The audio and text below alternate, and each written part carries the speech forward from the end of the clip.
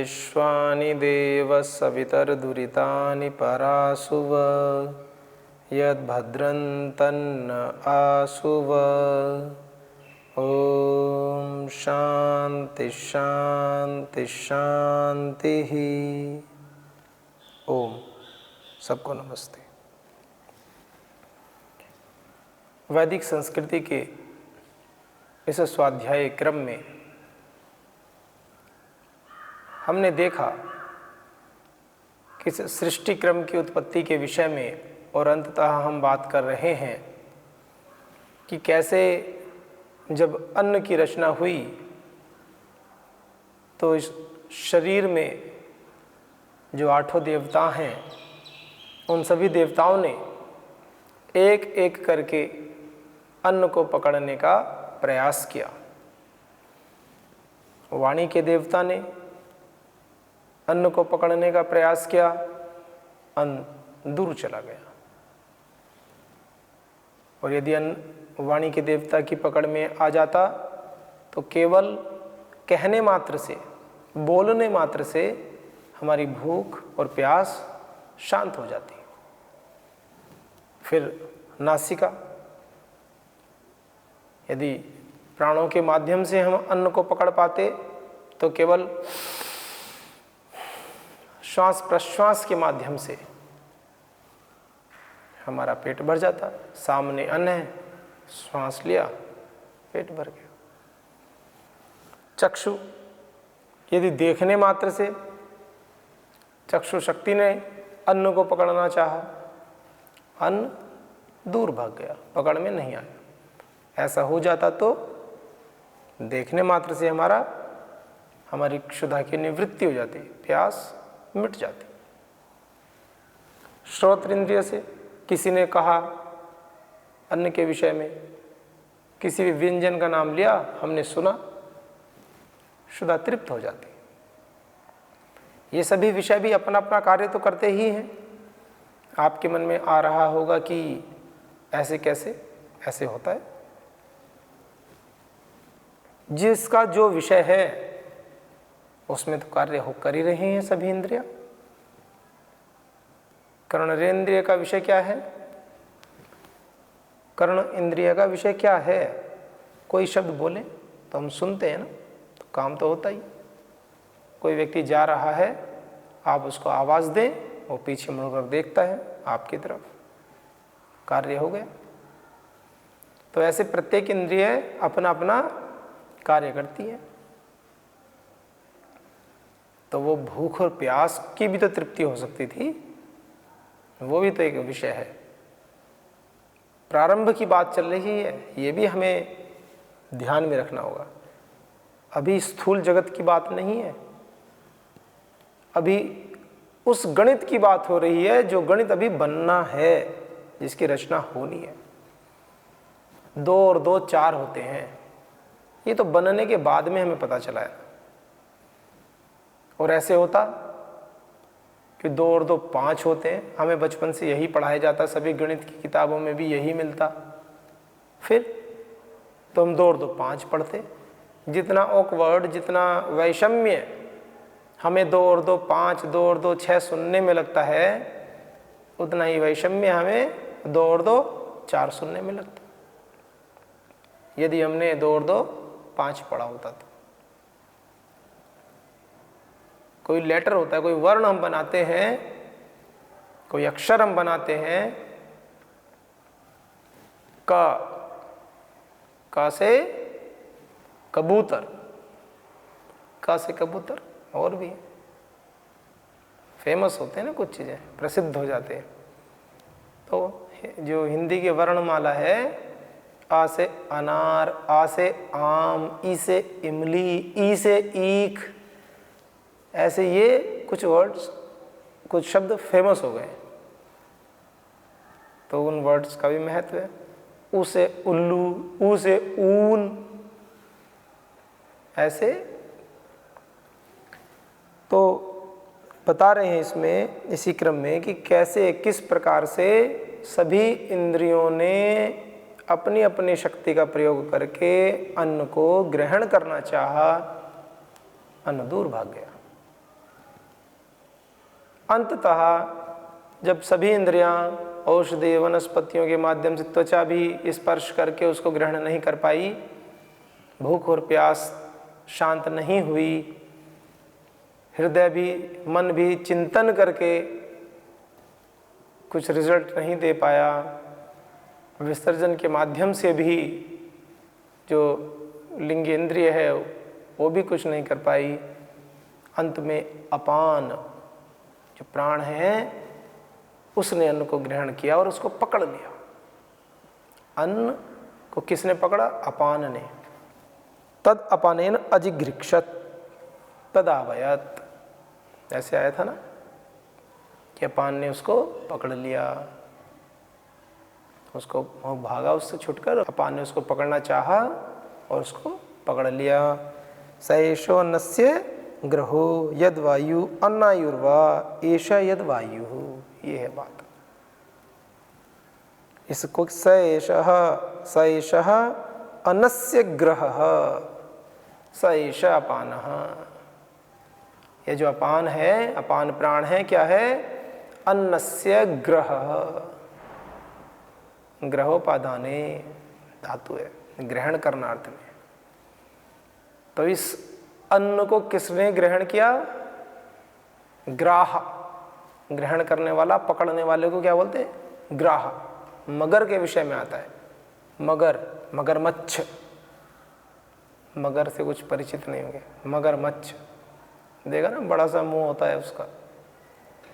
घंटों, कई कई घंटे समुद्र के तट पर, झीलों के किनारे, धूप में जो थोड़ी बालू होती है, रेती होती है, जब वो धूप सेंकता है तो मुंह खोल करके अपने मुंह को विशाल एक नीचे और या से यूं मुंह खोल करके अपना और ऐसे लेटा रहता है घंटों।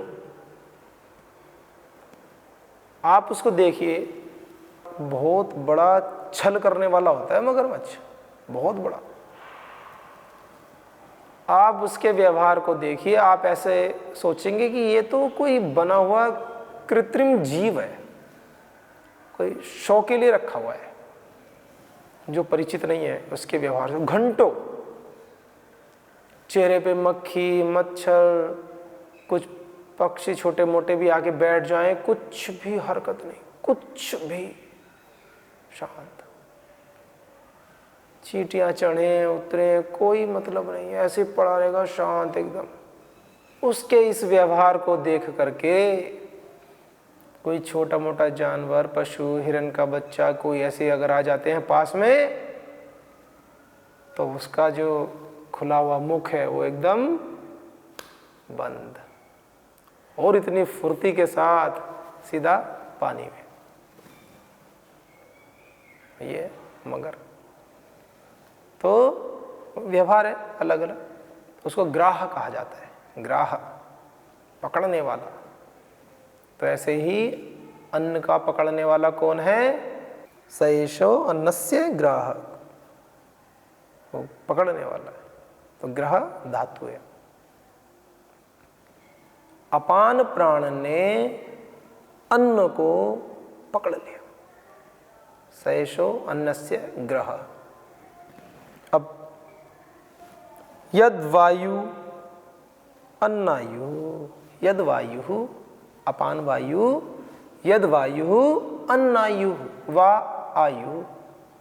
वायु को यदि वर्ण विच्छेद करें, थोड़ा सा उसको अलग अलग करें, तो वा आयु,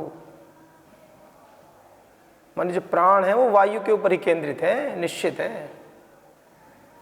और अन्नायु, कुछ उपनिषदकार इसको वा आयु ऐसा मानते हैं, कुछ आ अर्थ में मानते हैं, आ आयु, आंग मर्यादा विविध्यो, मर्यादा अर्थ में लेते हैं, मर्यादा में लीजिए, अभिविधि में लीजिए, आ आयु। और अन्न, अन्न है वो मर्यादा क्या है?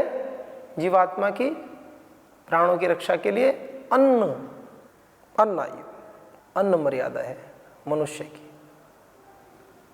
प्राणों की मर्यादा बांध दी, मर्यादा होती है ना, सीमा।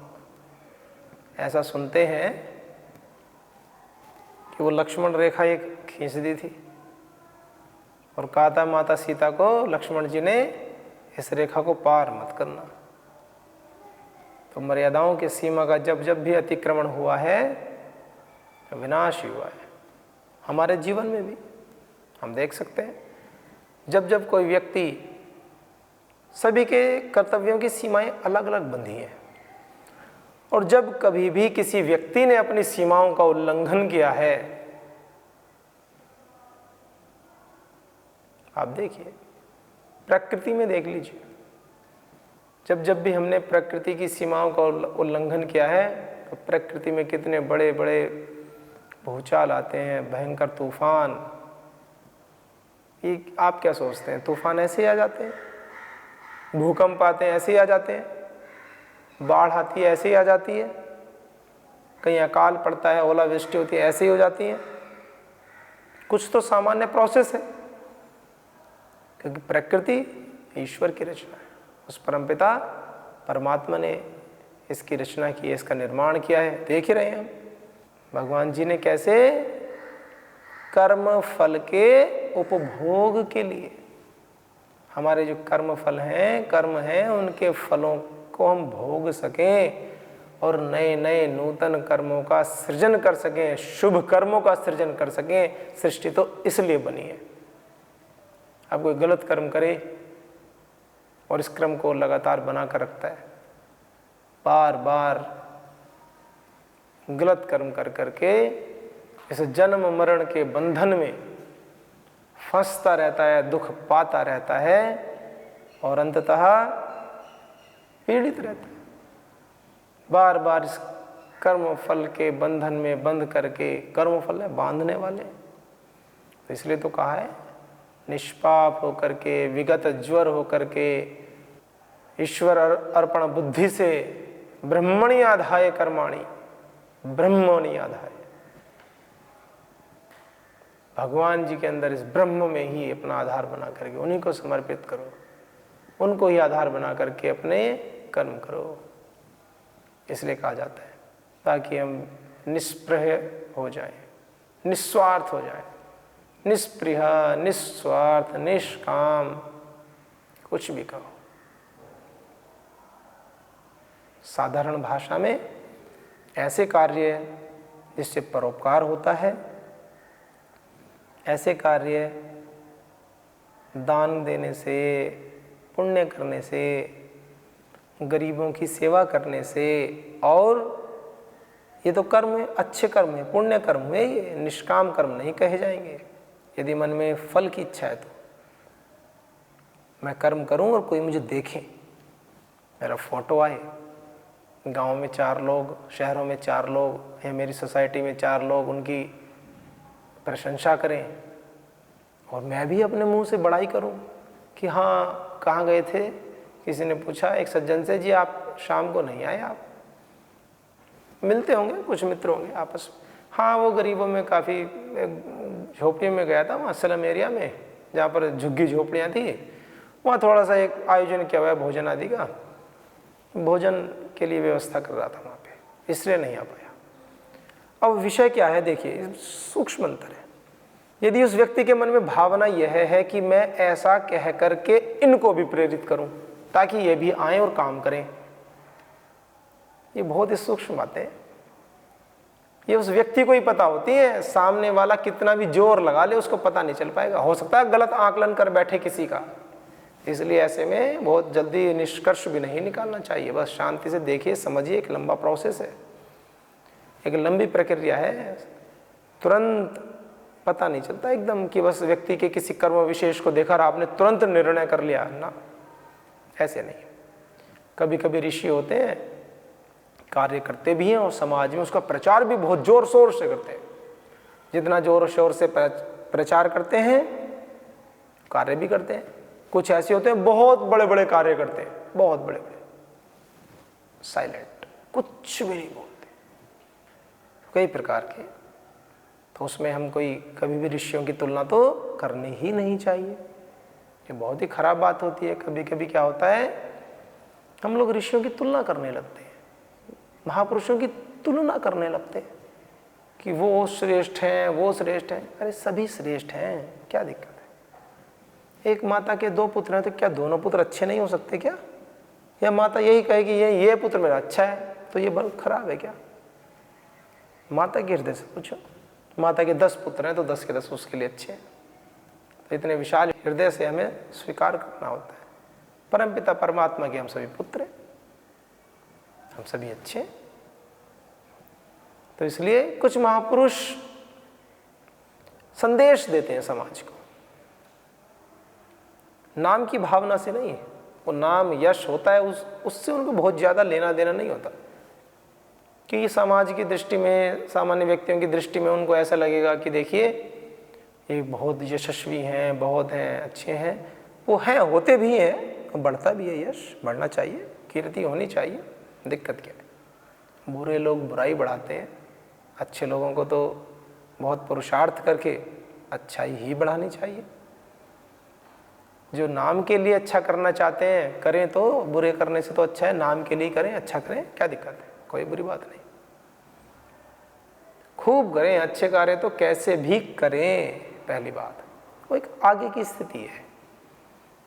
जब आप चाहते हैं इस जन्म मरण के बंधन से मुक्त होना, जब आप चाहते हैं कि स्वयं को ब्रह्म में लीन करके ना तो मुझे किसी कर्म का कोई फल लेना, इस भावना से शब्दों पर ध्यान दें। मन के इन भावों के साथ जब आप कर्म करते हैं, ये केवल आप जानते हैं, कोई अन्य नहीं जान सकता। या तो ईश्वर को पता है या फिर आपको पता है कि आपकी भावना क्या है। आप बहुत प्रचार प्रसार कर रहे हैं अच्छे कर्मों के। कुछ व्यक्ति कह सकते हैं कि देखिए अच्छे कर्म किए तो अच्छी बात है, लेकिन प्रचार प्रसार भी कर रहे हैं, अपने आप ही कर रहे हैं। तो हो सकता है वो व्यक्ति चाह रहे हों कि अन्य लोग भी प्रेरित हो, जो सामर्थ्यशाली हैं वो आगे आएँ। कभी कभी कुछ व्यक्ति दान देते हैं, बहुत बड़ा बड़ा दान देते हैं। फिल्म इंडस्ट्री में, कॉरपोरेट वर्ल्ड में, संतों में बहुत दान देते हैं। जो भी आपदा आती है, आप अपने संस्थान को ही ले लीजिए, पतंजलि योगपीठ संस्थान, अन्य संस्थान भी देते हैं, निषेध किसी का नहीं है। लेकिन हम देखते हैं जहाँ भी कोई भी आपदा आए, किसी प्रकार की भी समस्या हो, आर्थिक सहयोग की हो, आर्थिक सहयोग तो होता ही है। जितना बड़ा संगठन पतंजलि योगपीठ में है और सारे संगठन के कार्यकर्ता मिलकर के पूरे भारत में, पूरे विश्व में, गांव के एक एक कोने में जा करके पूरा कार्य करते हैं, बहुत बड़ा। आर्थिक सहायता भी देते हैं, उनको भोजन की सहायता भी देते हैं, हर प्रकार से। आप देखिए उसका आकलन किया जा सकता है क्या? यहाँ तो एक मुख्य केंद्र से कुछ सहायता की जाती है, उसकी तो हम सभी वैल्यू कर लेते हैं, उसको तो देख लेते हैं। लेकिन जो संगठन के दिशा निर्देशों में, परम श्रद्धेय श्री स्वामी जी महाराज के दिशा निर्देशों से जितनी बड़ी सेवाएं होती हैं, संसाधनों का जितना सदुपयोग वो कराते हैं, उसकी तो कीमत लगाना ही बहुत मुश्किल है। कहाँ तक लगाएंगे? इतना स्वास्थ्य, आरोग्य, ये तो एक अलग पक्ष है। केवल प्योर सर्विस विद डेडिकेशन, पूर्ण समर्पण के साथ जो शुद्ध सेवा है, उसकी बात लगा ही नहीं सकते आंकड़ा। तो बात कह रहा था मैं कि निष्काम कर्म करते हुए, कर्म करने का निषेध नहीं है, कुछ ये भी समझ लेते हैं, ये भी बात है कि निष्काम कर्म न करना, नैष्कर्म्य, नैष्कर्म की स्थिति ना। कहीं वेदों शास्त्रों में कर्म ना करने को नहीं कहा, कहीं भी नहीं है। 100 वर्ष तक कर्म करते हुए ईशोपनिषद में कहा है कि मैं 100 वर्ष तक कर्म करते हुए जीऊं, मैं जीवित भी रहूं, 100 वर्ष और उससे अधिक भी रहूं, और कर्म करते हुए जी विशेष शतम समा, 100 वर्ष तक कुर्वन्न वेह कर्माणि। वैसे आप देखिए कहीं कहीं अज्ञानतावश, भूलवश, या फिर हम किसी महापुरुष के आशय को नहीं समझ पाते, ये भी बात है, ऐसे भी होता है। महापुरुष किसी अन्य प्रसंग में बात कहेंगे, हम सुनेंगे, घर जा कर के अन्यों को अपने प्रसंग के अनुसार जैसा जैसा मेरी समझ में आया वैसा समझा देंगे। एक ही शब्द के कई अर्थ होते हैं, जिसकी जैसी बुद्धि वैसा समझ में आता है। तो इसलिए कर्म करें, भरपूर कर्म करें। मनुष्य का जीवन तो कर्मों के लिए ही है। पतंजलि योग पीठ से एक बहुत ही सुंदर वाक्य दिया गया है, समाज को ग्रहण करने योग्य है, सभी के लिए बहुत आवश्यक है। वो कहते हैं कर्मांतर ही विश्राम है, कर्मांतर ही विश्राम है। एक कर्म करते करते मन थक गया, दूसरा कर्म कर लो। कर्मांतर, दूसरा कर्म, कर्म में अंतर, कर्म से कि भाई कर्म, एक कर्म क्या पढ़ रहे थे, आपका पढ़ते पढ़ते पढ़ते पढ़ते मन थोड़ा सा 2 घंटे हो गए, 3 घंटे हो गए, आपको थोड़ा विश्राम की आवश्यकता है, आपको मन थोड़ा सा ऐसा हुआ कि अभी पढ़ाई में मन नहीं लग रहा है, तो इसका अर्थ ये नहीं कि जाके सो जाए ना, कर्मांतर। दूसरा कर्म कर ले जो भी आपको अच्छा लगे। घर परिवार के छोटे छोटे कार्यों में सहयोग करा दें, कक्ष की साफ सफाई कर लें, पुस्तकों के अच्छे से रख रखाव में लग जाएं, अन्य किसी कार्य में लग जाएं। कर्मांतर, कर्म ना करना नहीं। 16 से 18 घंटे पुरुषार्थ। सभी ऋषियों को देखिए आप, सभी ऋषियों को सबसे ज्यादा जगत के विषय में, जगत को छोड़ने के विषय में, माया प्रपंच है सारा। आदि गुरु शंकराचार्य जी के जो भी शिष्य हुए हैं, एक बात अधिकांश चलती है प्राय, किसी के ऊपर कोई आक्षेप नहीं कर रहा हूँ, उनके शिष्यों पर या किसी पर, वो एक ऐसी बात समाज में फैली हुई है कि ये सब जगत मिथ्या है, और ये जो आशय है ऋषि का वो एक अलग विषय है, लेकिन समाज में क्योंकि हम प्रसंग कुछ और होता है, समझ कुछ और लेते हैं, तो वो जो कुछ और समझ लिया मैं वो बता रहा हूँ, जो मूल प्रसंग है वो तो जानते ही कि बस सब मिथ्या है ये, और कुछ कर्म आदि करने की ज़्यादा आवश्यकता नहीं है, सब नश्वर सब। लेकिन स्वयं अपने उन गुरु जी के जीवन को देखिए, आदि गुरु शंकराचार्य जी के जीवन को देखिए, कितना महान कर्म उन्होंने किया है। पुरुषार्थ, पुरुषार्थ का पहाड़ है वो, इतना भीषण पुरुषार्थ। 30-32 वर्ष की आयु में शरीर पूरा हो गया, और पूरे देश में घूम घूम करके पीठ की स्थापना भी की, और इतने शास्त्रार्थ किए, इतने साहित्य भी लिख दिए। अच्छे अच्छे वैयाकरण पढ़ नहीं पाते हैं, अर्थ नहीं लगा पाते हैं आज भी, इतनी विद्वता, इतना घनघोर पुरुषार्थ। तो अगर ऐसा घनघोर पुरुषार्थ करने वाला ऋषि कैसे कह सकता है कि कर्म मत करो, ये कर्म बंधन के कारण है? तो समझना पड़ेगा वो कौन से कर्म है जो बंधन के कारण है, ये बात समझनी पड़ेगी। कर्म बंधन के कारण है ये तो अच्छी बात है, लेकिन कौन से कर्म है? अगर कर्म बंधन के कारण होते तो आज हमें इतना साहित्य थोड़ी उपलब्ध होता। उनके इतने साहित्य, इतना बड़ा महान पुरुषार्थ करके उन्होंने कितने कितने बड़े बड़े काम किए, कैसे संभव था बिना कर्म के? कितनी यात्राएं की हैं, कितना पैदल चले हैं, उस प्लेन तो थे नहीं ना उस समय, सोच के देखिए आप। और ऐसा भी नहीं कि 100 वर्ष तक जिए हो, शरीर में थे तो शरीर की आयु के अनुसार कितना अल्प कालखंड होता है। आप में से भी बहुत व्यक्ति ऐसे होंगे जो 30 वर्ष से ऊपर हैं, सोच के देखिए। जो युवा साथी हैं जो 30 वर्ष या 32 साल या 34 साल की आयु के हैं, इस लेवल में हैं, वो सोच के देखिए उन्होंने अभी तक अपने जीवन में क्या किया है। और उन ऋषि ने इस अवस्था में सारे कार्य कर चुके थे, कितना भीषण पुरुषार्थ किया हुआ उन्होंने। तो कैसे संदेश दे सकते हैं कर्म को न करने का? और ऋषि कभी भी आचरण के विरुद्ध बात नहीं करते, ये भी बात है। जो ऋषि होते हैं, जो आचार्य होते हैं, उनके नाम पे आदि गुरु शंकराचार्य है, खुद ही आचार्य। वो कभी भी आचरण के विरुद्ध न तो कार्य करते हैं, और जैसा आचरण करते हैं, जैसा व्यवहार स्वयं करते हैं, वैसा ही अन्य को करने की प्रेरणा देते हैं। उनकी वाणी में मनसा वाचा कर्मणा, मन से, वाणी से और कर्म से एक जैसा व्यवहार करते हैं। तो ऐसे ऋषि अगर कहें कर्म बंधन का कारण है, तो फिर तो वाणी में और कर्मों में भेद हो गया। कितना भयंकर, वाणी भी से भी तो कर्म ही कर रहे हैं, बोलना भी तो कर्म है। तो हमें उनके ठीक ठीक आशय को समझना होगा। तो इसलिए वो कौन से कर्म हैं, तो इस विषय में कहते हैं कि तटस्थ भाव से बिल्कुल लाभ हो चाहे हानि हो, हम अपने से बेस्ट समाज के कल्याण की भावना से कर्म करें, यश लेने की भावना से नहीं।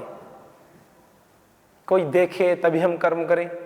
फिल्म बनाते ना, जब तक डायरेक्टर साहब नहीं कहेंगे, निर्देशक साहब कट, तब तक वो एक्टिंग ही नहीं करेंगे। तो वो कट बोलेंगे तब एक्टिंग करेंगे, जैसे कट बोल दिया फिर एक्टिंग बंद। तो कुछ लोग तभी कार्य करते हैं, मीडिया आएगी, सब लगेंगे काम, तब शुरू करेंगे, और जैसे ही वो चले जाएंगे तो बस समाप्त। तो ऐसे नहीं। तो हमें समाज में ईश्वर अर्पण बुद्धि से, ब्रह्मणि आधाय कर्माणि, इन भावनाओं के साथ पूरा ब्रह्मार्पणम ब्रह्म हवि ब्रह्माग्नौ ब्रह्मणा हुतम ब्रह्मेव तेन गंतव्यम ब्रह्म कर्म समाधि, इस भावना से सब कुछ ब्रह्म में अर्पण, इस भावना के साथ हम कर्म को करें और अपने जीवन को आगे बढ़ाएं। जीवन के विषय में, प्राणों के विषय में, कि जो अन्न देवता हैं उनको पकड़ने वाले क्या हैं? अपान, अपान वायु। अपान प्राण ने उस अन्न को पकड़ लिया, ग्रहण किया। अब कैसे और आगे विषय होंगे, अगले अंक में इसकी चर्चा करेंगे।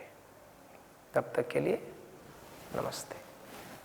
ओम शांति शांति शांति।